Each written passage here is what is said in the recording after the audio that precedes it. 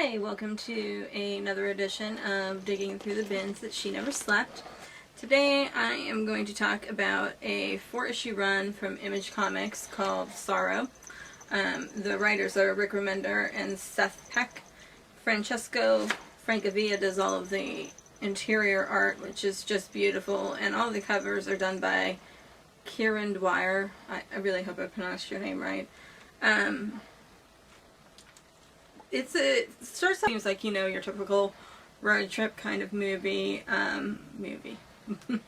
your road trip kind of comic, and or movie, and, you know, they run across a hitchhiker, and they decide to pick him up, which we all know from many film and many books and many comics that doesn't always work out as such a wonderful idea. I think Sophie's making an appearance. You probably at least hear her jingle bells. Anyway, back to this. So, one day I walked into my local comic book store and I said, Phil, give me something that isn't tights. What is your favorite thing on the shelves right now? And he pulled this down and he was like, you gotta give this a shot. And I'm so glad that I did.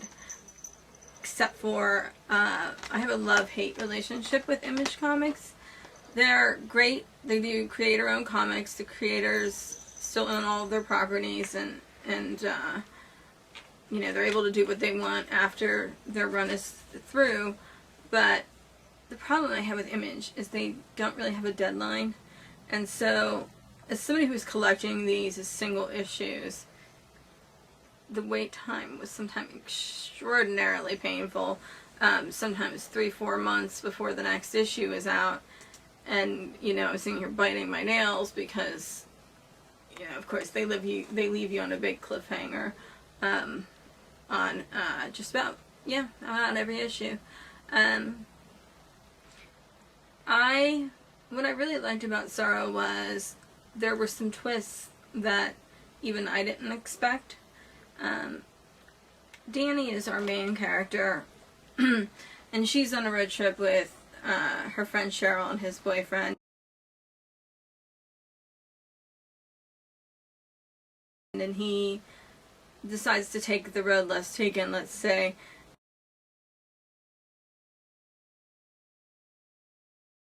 And they're going from one ghost town to another and not able to find a soul.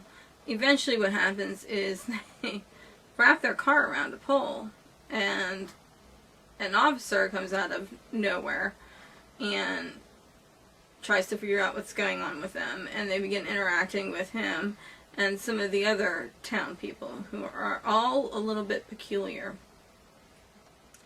They give them a place to stay for the evening, and then that's where things start to get really kooky. And I don't mean in a funny sort of slapstick kind of way. I mean in an, oh my god, is that really happening kind of way.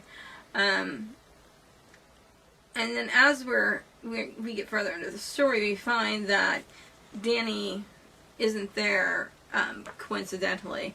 That she is in the town of Sorrow for a reason. I don't want to give anything away. You know me, I'm a spoiler-free girl. But I will tell you that, I mean, these came out in 2007, and I think in 2008 as well, because they were spaced out pretty far.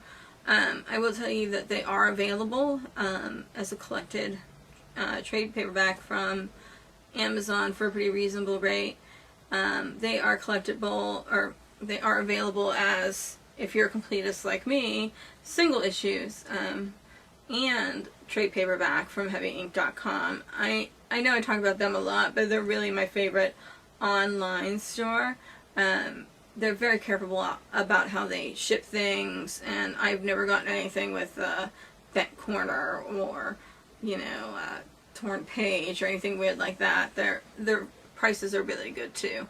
They used to do free delivery. I'm not sure whether they still do. If they don't, I know their delivery fee is very reasonable. You can go ahead and try to look through your local comic store bins, but I really don't know what the run number was on this and how successful you could be, but I do know that you can go on, easily find them online.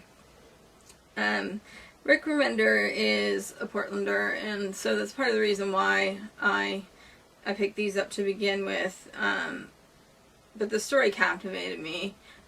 I've read it now, I think 4 or 5 times, and that's a lot. That's saying a lot for me.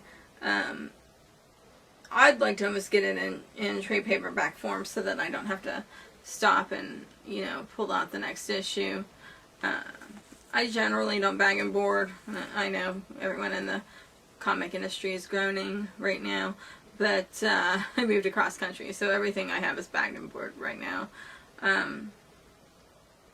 If you're looking for something scary, if you're looking for something supernatural and maybe a little bit unusual, I would definitely check this book out.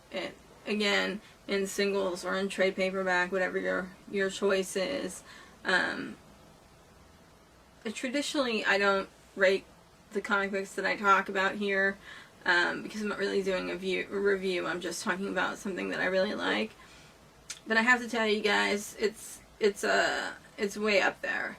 It's definitely a 5, if not a 6, as far as scare factor goes.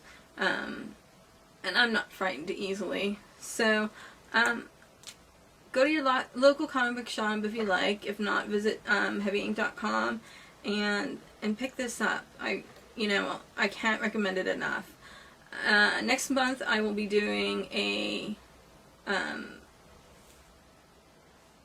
series called Bonds, which is another one that was also put out by Image, and had an even longer wait, but we'll discuss that when we get to it.